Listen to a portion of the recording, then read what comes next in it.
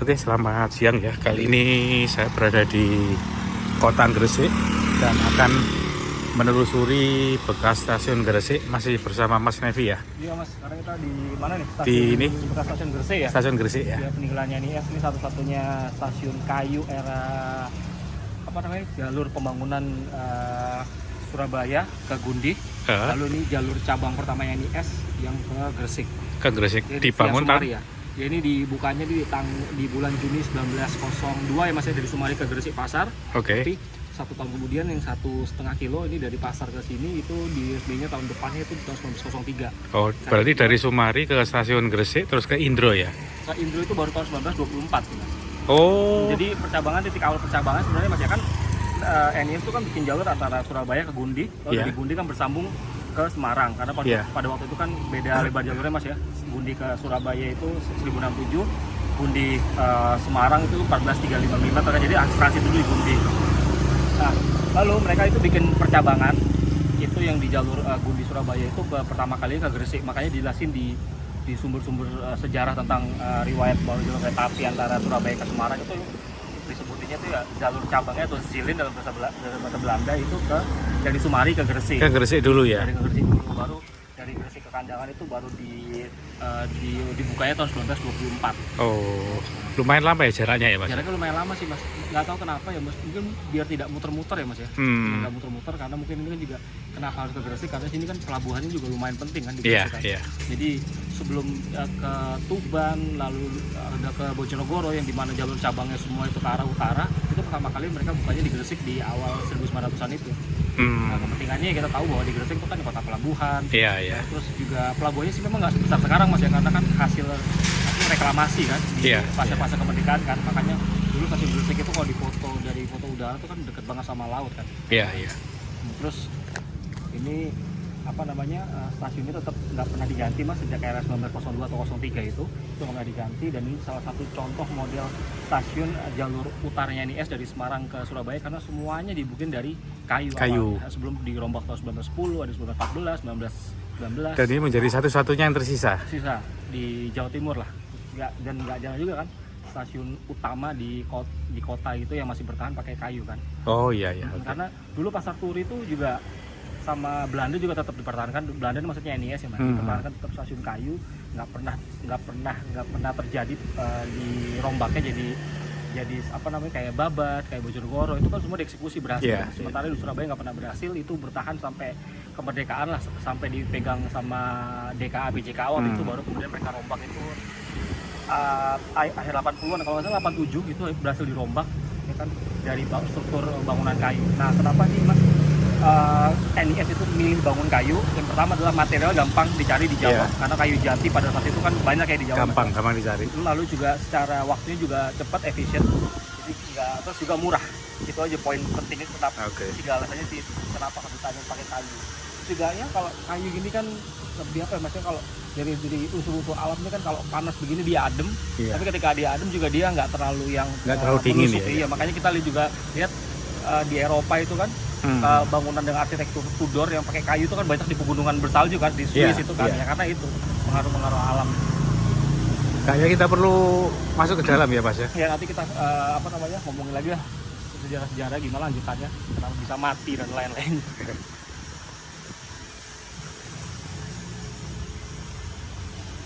Mau lewat sini? Iya, lewat sini aja. Pak, tunggu sini Pak, mau lihat bangunan stasiun. Amit Pak, nggih. Jadi kalau pinggir kan lawas terus model NIS, jadi kayak digubuk lalu lagi babat. Dulu yang awal-awal tuh semua yang udah mirip begini Mas. Kayu semua ya? Apa? Kayu semua ya? Full. Jadi ini peronnya, ini peron jalur 1. Kedua ini yang di pinggir sebelah tiang. Itu 2, terus ada 3, satunya di. Ada berapa jalur? 3 ya? 3 jalur kalau lebih Mas, sampai mentok minggir ke gudang. Dan ini ya ini kalau kebanyakan ya Mas, kalau tak lihat ini dan contohnya kayak ini bikinnya dari Belanda ini. Iya, ini apa nih tulisannya? Dari ini Alfred Ligroth di Amsterdam, di Maastricht. Ini contoh kayak gini tuh tak temuin juga di stasiun pesantren mas, punya NIS juga yang di jalur Babat Tuban. Lalu aku pernah juga lihat kayak gini tuh juga di stasiun Secang di Magelang. Ini sama semua mas, sama semua. Tegel tahu kuning. Ya, Tegel tahu kuning ya, buatan Mas Trik ya. Ya dulu untuk Mas Trik. Mas Trik. Ya ada yang bilang tegel tahu kuning, ada juga bilang waffle, macam-macam lah. Jadi kayak gini tuh sebenarnya ini mas. Kalau di gini tuh nggak licin sih mas, karena ini kan ada kisi-kisi gini ya, atau siranya begini. Kalau kena air kan bisa ngalir. Nggak bikin licin ya. Terus ini udah mati di tahun 83, tapi kalau kita 83, tapi kalau kita pakai data PJKA yang resmi ya terakhir tahun ada 2000-an kalau nggak salah tuh pernah beredar di internet tuh kan dibilangnya tahun 75 atau 77 ya, bukan dibilangnya tapi ditulisnya. Itu sebenarnya itu mati pertama kali mas tahun 75. Oke. Nah, terus kemudian dihidupin lagi tahun 80. Kalau boleh tahu mati di tahun 75 karena sarana dan prasarananya sudah tua mas. Oh, loko uapnya maksudnya. Loko uap, relay juga udah nggak ini, walaupun kita tahu dari Indro sampai Kandangan itu tetap mereka pakai karena kebutuhan industri kan, petro sama semen kan gitu kan. Nah tapi yang kesini enggak, karena itu tadi yang dipakai gerbongnya kayu. Lalu lokonya loko uap kalau itu akhirnya dimati sama PJK, tapi tahun 80 ketika dihidupin lagi pakai KRD mas, pakai KRD MCW atau apa gitu loh, yang dulu pernah dipakai buat Surabaya Lamongan, terus Surabaya apalagi Surabaya Porong waktu itu ya, jadi gitu-gitu. Terus nggak lama 83 mati, jalurnya kemudian disewa sama Pertamina ditanam pipa. Oh, yang ada di dekat PJB iya, ya? Dekat PJB itu sebenarnya. PJB itu kan kita lihat ada pipa kan, ada di Plang Pertamina ya, itu disewanya sejak. Nah itu mas, sejak saat itu juga stasiun ini nggak beroperasi lagi sebagaimana mestinya. Berarti udah kurang lebih sekitar 42 tahun. 42 tahun.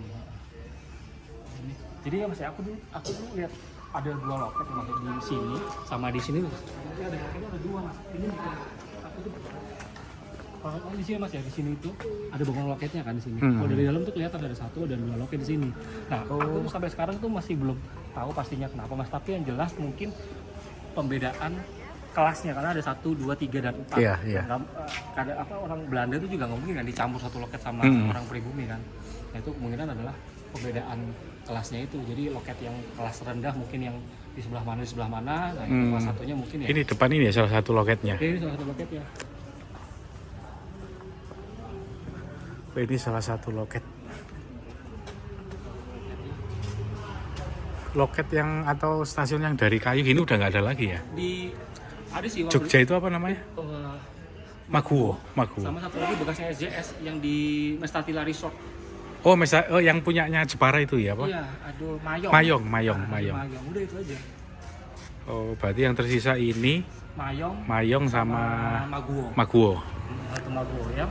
NIS berarti kan cuma punya yang tersisa kan Maguwo sama ini. Sama ini ya. Tapi yang masih beroperasi kan bukan beroperasi, masih dalam kondisi di lintas aktif. Jalur utama ya Maguwo. Jadi mas ya, di bukunya Von Faber, di bukunya Surabaya itu kan dijelasin tentang sejarah NIS mas ya. Itu yang pembangunan lah.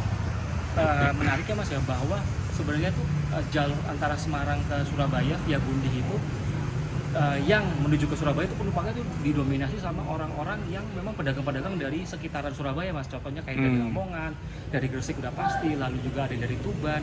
Jadi mereka itu dagangnya semua ke Pasar Turi. Dan orang-orang Belanda itu suka julukin kereta-kereta yang bawa penumpang itu dengan gas train, kereta gabah. Terus ada aku lupa bahasa Belandanya apa, ada kereta ayam. Lalu juga ada kereta, apalagi aku ada beberapa istilah-istilah lah mas dalam bahasa Belanda yang orang Belanda sebutin bahwa ini, karena karakteristik pedagangnya bawanya itu apa. Misalnya kalau mereka bawa ayam ya itu disebutnya sama kereta ayam gitu kan. Ya itu sebenarnya itu sampai sekarang pun kan akhirnya kan juga kebentuk kan mas. Berarti dominasinya itu dominasi kereta barang ya? Kereta penumpang bawa barang ya. Gitu. Makanya di tahun 1928 mas ada catatan catatan sejarah catatan penumpang itu menunjukkan bahwa okupansi stasiun Pasar Turi itu jauh mengalahkan 3 stasiun utama SS di Surabaya. Gubeng, sama Wonokromo. Di jumlah total semuanya 3 stasiun itu kalah dengan stasiun Pasar Turi tahun 1928. Karena itu kebanyakan istilahnya kalau dalam bahasa jalanan ya mas, ini penumpang meterannya banyak di sini. Karena nggak dari Semarang semua, nggak dari kota-kota yang jauh di barat Semarang sana, enggak, tapi kebanyakan ya dari sekitar Surabaya kan, karena mereka pagi datang ke sini, sore mereka tolak. Makanya di buku Von Faber juga, di bukunya Surabaya punya Von Faber itu juga dijelasin bahwa misalkan dari di stasiun Sumut Mas, itu kan stasiun Sumut Surabaya Kota, Iya, itu iya. SS, itu kadang apa namanya kusir dokar ini nawarin orang yang mau ke stasiun Pasar Turi karena jalurnya belum tersambung pada saat itu, itu dengan spur Lamongan Mas, di dalam tanda kutip spur Lamongan Mas. Nah itu kan ada apa kata-kata promosi gitu kan, kata-kata menawarkan Oke, lah. iya, iya. Spur Lamongan Mas dalam bahasa waktu itu ya, spur Lamongan Mas berarti kan memang di Pasar Turi pada saat itu kan orang-orang tuh kan jaraknya kan dekat-dekat kan Mas. Iya, iya. Nanti mungkin Mas Agung bisa ini lagi apa namanya lihat-lihat foto-fotonya di bukunya New Surabaya. Surabaya. Kabar, itu nanti Mas Agung bisa itu bawa banyak pedagang-pedagang tuh Mas yang dari sekitaran itu, contohnya juga salah satunya juga Gresik itu ramai banget itu, bahkan pada saat itu stasiun Pasar Turi pun di pagar kawat Mas. Di pagar kawat itu kan ini bangunan utama, ini rel-relnya, emplasementnya, tapi yang segininya kan los. Iya, Nah itu harus di pagar kawat Mas. Kenapa begitu? Karena ketika penumpangnya ini turun, pedagang-pedagang ini turun, nah ada porter-porter itu yang menawarkan jasanya. Nah, ini mohon maaf ya, bukan menyinggung ras tertentu, tapi ada dari orang Madura dan juga ada pribuminya orang Jawa Mas. Mereka ini yang antara dua pihak, satu pekerjaan dan beda suku ini sering berebutan nih Mas, sering berebutan. Ya sebagaimana kita tahu orang cari rezeki sampai jam sekarang pun juga kadang-kadang berebutan kan Mas.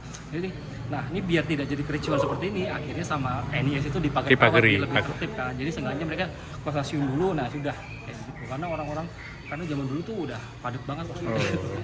Jadi menarik lah. Berarti kereta petani-pedagang yang sekarang ini juga mungkin terinspirasi dengan kereta-kereta dari zaman dulu ya Mas? Oh iya Mas, benar. Kereta petani pedagang itu kan sebenarnya polanya sudah terbentuk dari zaman dulu Mas. Iya. Ada makanya kan ada Mark Wagen. Kan Mark Wagen kereta pasar, lalu juga ada Pikulan Wagen kalau kita bahas tentang tram Surabaya. Itu kan semua kan dari penumpang itu kan. Karena tapi bentuknya sama nggak seperti sekarang atau beda? Oh beda jelas Mas. Dulu itu kereta pedagang atau kereta pasar itu kan dia semi terbuka. Oh iya, semi terbuka ya. Terbuka, tapi ya duduknya tetap aja nyamping juga. Karena kan, tapi juga kalau NIS Mas, kan ada fotonya Mas, yang tadi Mas Agung kita sempat lihat, Mas Agung sempat nunjukin tuh ada yang posting di Google. Iya. Nah itu kan kalau Mas Agung zoom itu ada ini lokomotif, terus di rangkaian keduanya itu, ada kereta itu cukup terbuka, itu ada dua lantai. Nah di atas itu biasanya ditaruh dagangan sama dagangannya itu. Yang bawah itu untuk penumpang. Bawahnya itu orang-orang pedagang-pedagang itu selonjoran bentuknya Mas, selonjoran aja.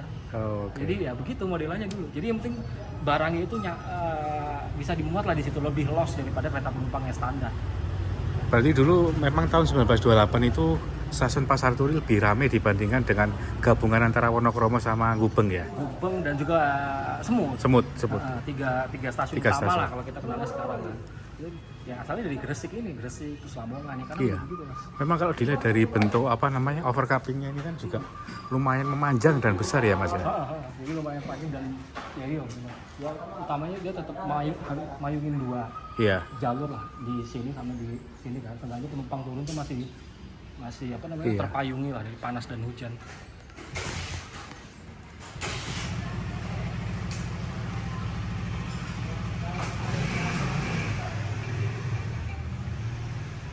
Sinyal ini. Aku udah handle sinyal. Buatan dari ini tipe Alkmaar nih. Nah ini pabrikannya itu Alkmaar. Oh iya, Alkmaar. Enggak seberapa kelihatan. Enggak seberapa kelihatan ya. Oh iya, tapi Alkmaar. Ini masih yang ini udah ini jelas kayaknya dimatiin sini, tapi yang kayaknya masih cuma 3 sih dulu. Ini terus ini jadi rumah tinggal ini. Iya. Stasiun kayu. Nah gini deh, rasanya kalau kita datang ke stasiun Babat zaman dulu yang ada fotonya tuh juga. Ya kayak model-model gini ya. Ini modelnya panjang dari kayu. Terus iya. apa namanya? Cepu. Cepu juga ada kayak gini.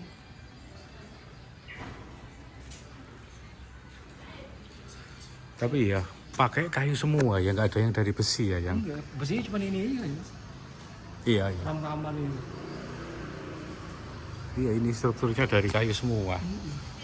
Ini kalau kita lihat ya Mas, ini kan pintunya ada 2 nih kan. pengaruh Jawa banget begini nih. Oh iya, iya. Iya, kita kalau datang ke rumah joglo-joglo itu kan mereka pasti punya 2 pintu model kupu-kupu nih gitu. Ini. Jadi kalau ini ditutup pas malam kan ditutup semua nih, Mas.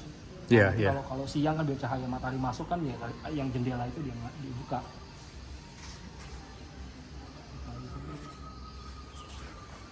Oh ternyata artistik juga ya Mas ya ini loh. Ini loh, apa namanya? Buat Ini nah, penutupnya ini. iya penutupnya ini kan artistik.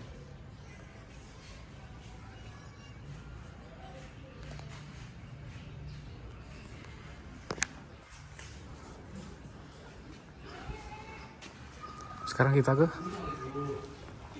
Kita lihat ke bekas deponya. kas depo. Ini Pak. Oh Pak. Ngulik sejarah sepur. Oh, nggih.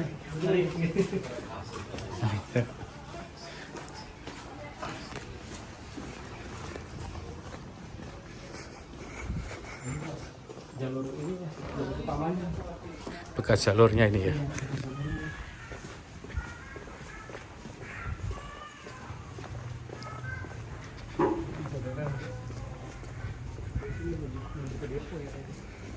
Oh ini relnya masih kelihatan. Rel jalur 1 ya. Iya. Kita lewatin jalur 2 gitu. Oh Pak.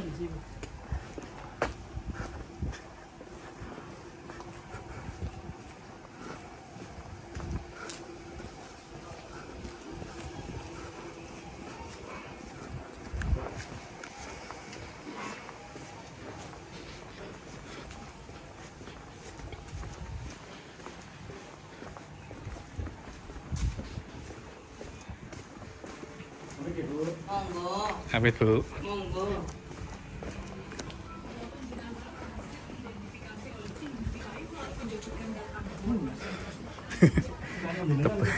Tebu-tebu.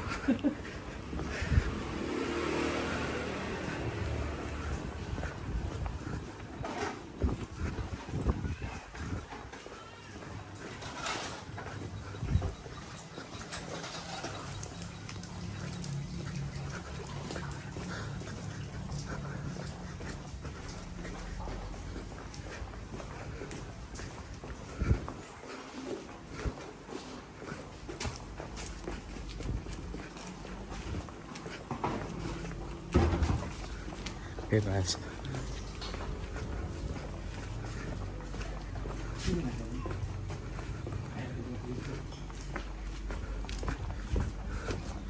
Oh ini depo.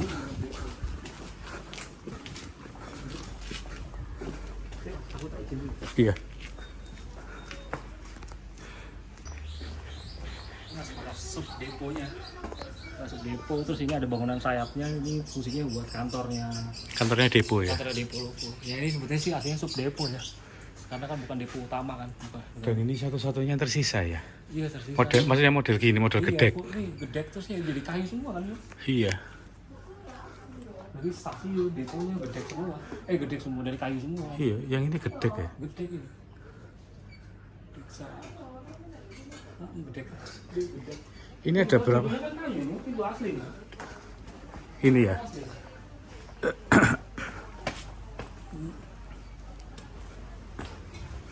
Ini kayak itu buat 1-2 loko ini. Begini. Berapa jalur itu? Ya cuma 1. Ini kan pintu di tengah. Oh iya satu. Ini Ya. 1, ini jalurnya di tengah kan.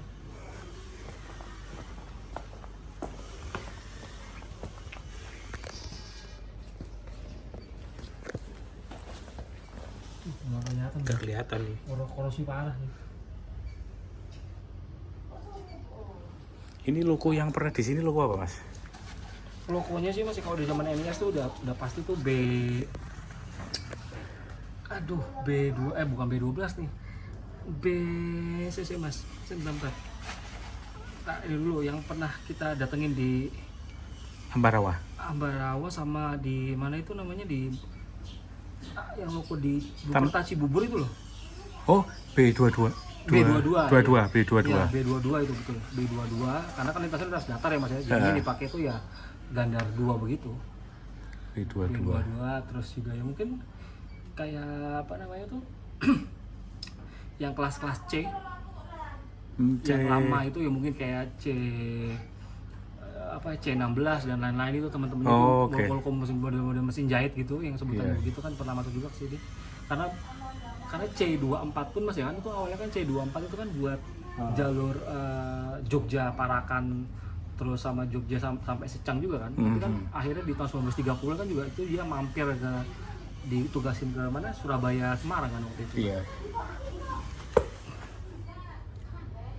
Ini kayaknya apa? Ini DKI ini kayaknya.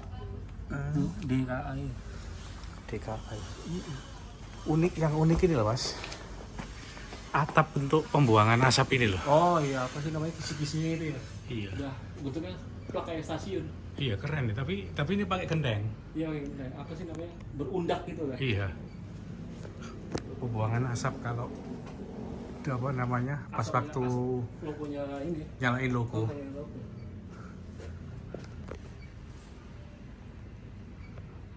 Udah ini kayak kanopi stasiun kan? Iya.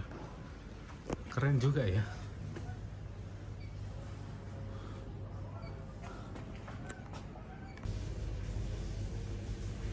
Oh iya. Karangpilang Surabaya. Iya Mas. Karangpilang Surabaya. Bilang kan bentuknya. Masih jalan Genteng. lama ya? Iya. Surabaya. Surabaya. Baia.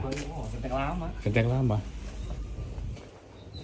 Di stasiun nggak ada mereknya. Tapi mungkin udah ini. Tapi yang di depo ini Bagi Karangpilang. Karangpilang, buatan Karangpilang.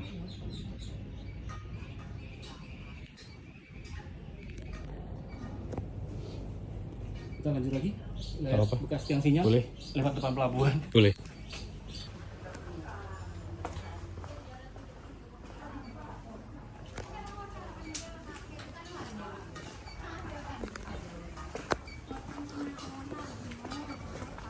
Mari Bu, terima kasih. Oke. Amit Bu.